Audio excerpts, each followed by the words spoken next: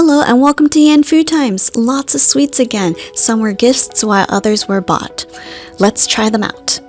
The first snack is a chocolate cookie from Boksu.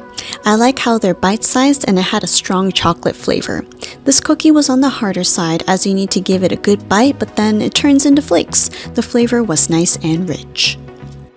The next cookie is Milk Queen. It's a Hokkaido milk tart cookie. I love the package and overall it tasted nice. The center had a subtle milk taste and the cookie was buttery. I liked it and the texture of this cookie was light, airy, and crisp. Let's take a quick sip of the sencha tea with gyokuro.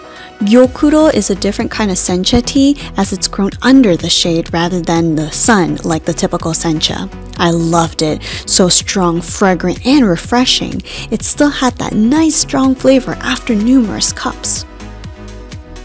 Next, it's Lucana's honey tart cookie. Before this, I didn't know tart cookies were a thing, but here we are. It sadly snapped in the middle. However, it was still very good. Another delicious buttery cookie with a light tart as the magnifying glass. The honey flavor was light but present, and I enjoyed eating it as it was not too sweet. Alright, let's get a couple of ice creams. This one was from Chick-fil-A. It was nothing special, and in fact, the ice cream had small pieces of ice, so it was not very smooth. The vanilla was a bit artificial and too sweet. It was free as I got enough points to try it. We got Breyer's mango ice cream. I was a bit skeptical because I have a hard time liking mango flavored things other than the fruit itself.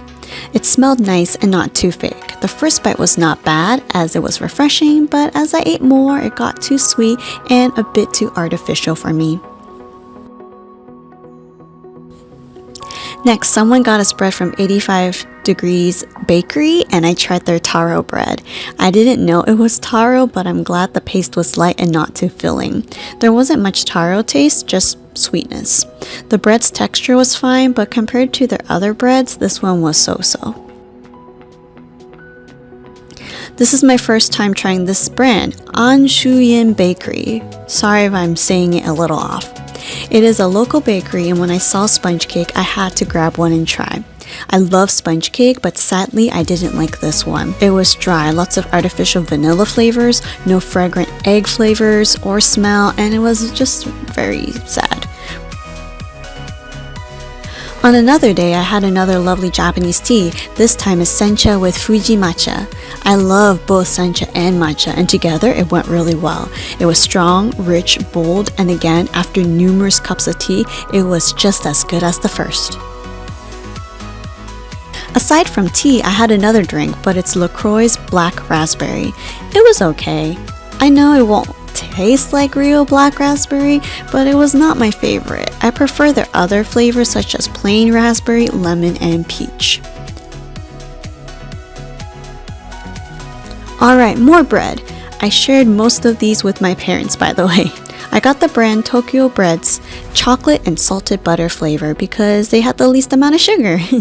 The salted butter was good and just a tad sweet. It had lots of layers, and since it was salty, I think my mom preferred this bread than the chocolate. The chocolate flavor was present, but not too strong.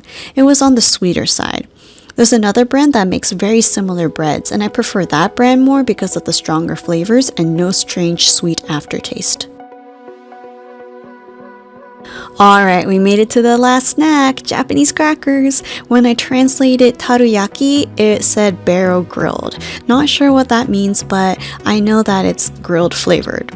It was hard. You need to put some effort into biting it, but the flavor was really good and enjoyable. The outside had a nice coating of salt with a bit of sweetness from the sauce. I personally liked it.